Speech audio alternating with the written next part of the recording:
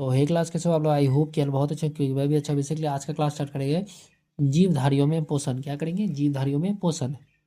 ये हो गया आपका चैप्टर 3। 1-2 पढ़ा दिया, चैप्टर 3 है। सबसे पहला है स्कोरर फैक्ट्स। पोषण विधि के आधार पर पौधों को 2 भागों में बांटा गया है। किसमें बांटा गया? 2 भागों में। पहला है स्वपोषित पौधे तथा परपोषित पौधे अथवा विषमपोषी पौधे। परपोषित को आप विषमपोषी भी कर सकते हो। स्वपोषित पौधे होता है ऑटोट्रॉफिक प्लांट्स, अपना भोजन कार्बनिक पदार्थों से स्वयं बनाते हैं। क्या करते हैं? स्वयं बनाते हैं। परपोषी पौधे क्या होता है? हेटेरोट्रॉफिक प्लांट्स होते हैं, अपना भोजन स्वयं नहीं बना सकते, अंतः वे अपना भोजन अन्य स्रोतों से प्राप्त करते हैं। उसके बाद है भोजन स्रोत के आधार पर परपोषित पौधे 3 प्रकार के होते हैं। पहला है परजीवी पैरासाइटिक्स, दूसरा है मृतोपजीवी स्पैरोफाइटिक, तीसरा है सहजीवी सिम्बियोट। उसके बाद है जंतु अपने पोषण के लिए वनस्पतियों अथवा अन्य जंतुओं पर निर्भर होते हैं।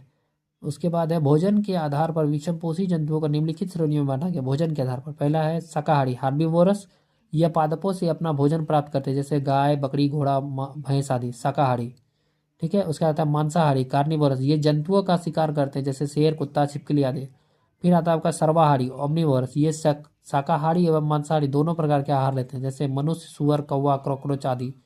रुधिर पोषी सेंगियो वायरस होता है, ये केवल रुधिर चूसते हैं, जैसे जोंक या लीच। फल भक्षी